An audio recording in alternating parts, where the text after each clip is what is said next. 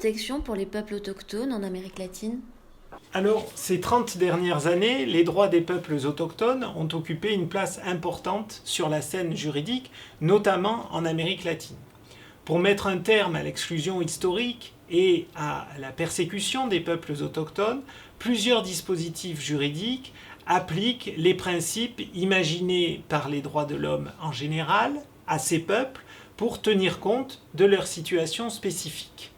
Les problématiques en cause sont non seulement très nombreuses, mais aussi particulièrement spéciales et diversifiées, allant de l'environnement à la propriété intellectuelle, en passant même par le commerce. Mais les difficultés sont nombreuses. L'une des premières questions est celle de la définition des peuples autochtones. Qu'est-ce qu'un peuple autochtone ? Faut-il d'ailleurs parler de peuple autochtone, de peuple indigène ou de peuple tribal ? Et encore, est-ce qu'il faut véritablement utiliser le terme peuple ou lui préférer celui de nation ? Même l'expression de peuple autochtone n'a pas fait l'objet d'une définition susceptible de faire taire tous ces débats.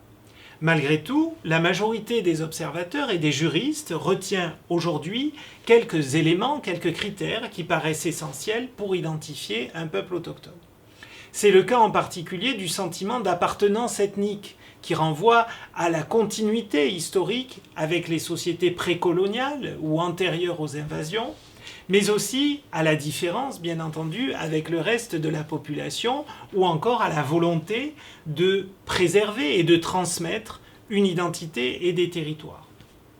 C'est la place des groupes au sein de l'État qui est au cœur des préoccupations et qui concentre finalement toute la problématique de la protection de ces peuples.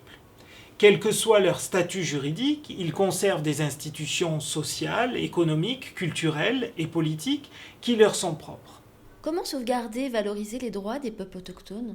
Alors cette question, ce n'est rien d'autre que celle du partage du pouvoir au sein de l'État. L'ancien colonisateur admet-il que le ou les peuples autochtones puissent participer aux décisions ? Ou au contraire, les peuples indigènes sont-ils exclus de l'exercice du pouvoir politique ? Pour essayer de se faire une idée de la situation, il est possible de mentionner quelques droits les plus remarquables.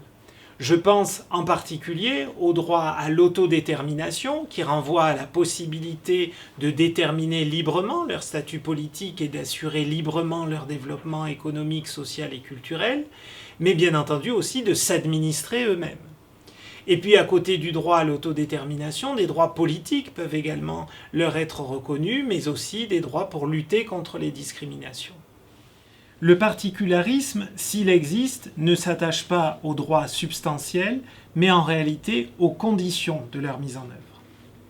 Pourtant, malgré l'existence de ces principes, il faut bien reconnaître que beaucoup de peuples autochtones ou originaires continuent de se heurter à de nombreuses difficultés. Je veux dire par là que leurs droits sont encore loin d'être bien appliqués, loin d'être bien garantis. De l'expansion de l'industrie forestière au sud du Chili en territoire mapuche, à l'exploitation des ressources sur les terres des Atacameños, aux dernières déclarations de Jair Bolsonaro, les exemples malheureusement abondent.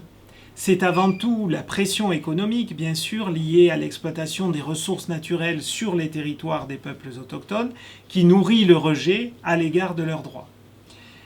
Ce dont il faut néanmoins se réjouir, c'est qu'en Amérique latine, malgré une situation toujours préoccupante, les 3 dernières décennies marquent une évolution qui vise à franchir un cap, transformant radicalement la société et l'état de droit à l'égard des peuples autochtones. Et notamment grâce à l'activisme des juges latino-américains et en particulier à l'activisme de la Cour interaméricaine des droits de l'homme.